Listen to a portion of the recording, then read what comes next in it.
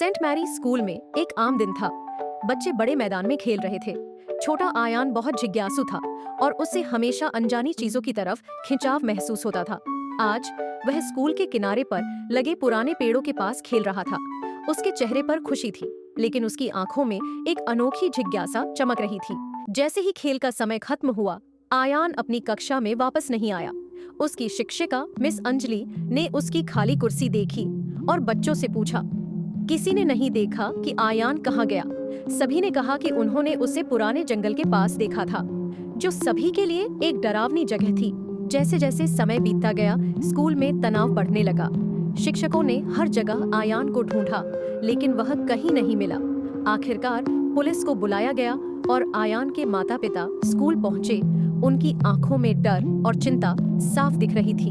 जंगल की ओर इशारा करते हुए आयान के पिता और गांव के कुछ लोग पुलिस के साथ घने और डरावने जंगल में घुसते हैं।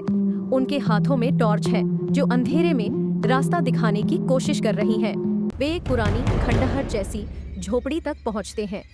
हवा में अजीब सा सन्नाटा था और वह दरवाजा जो सालों से बंद था, अब खुला हुआ था।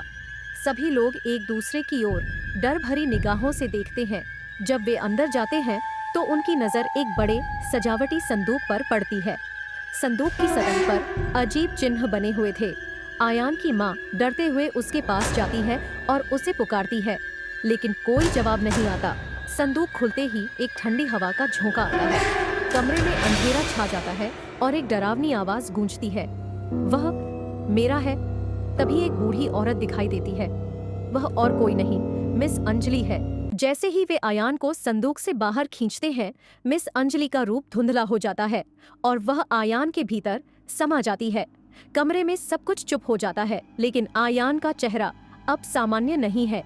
कुछ हफ्तों बाद आयान स्कूल लौटता है, लेकिन वह पहले जैसा नहीं है। उसकी माँ को अजीब परिवर्तन दिखने लगते हैं। रात में वह अजीब तरीके से हंसता है और दीवारों को घूरता है। एक रात आयान की माँ उसकी कमरे में जाती है और उसे खिड़की के पास देखती है। आयान धीरे धीरे मुड़ता है और उसकी आंखें काली हो जाती हैं। वह चुपचाप कहता है, अब समय आ गया है, और फिर वह खिड़की से कूद जाता है। गांव के लोग अभी भी मिस अंजलि के डर से कांपते हैं।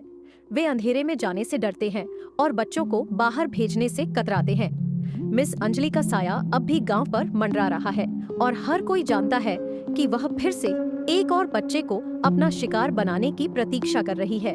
उसकी प्यास खत्म नहीं हुई है। अगर आपको ये कहानी अच्छी लगी हो तो कृपया हमारे चैनल को लाइक, शेयर और सब्सक्राइब करें।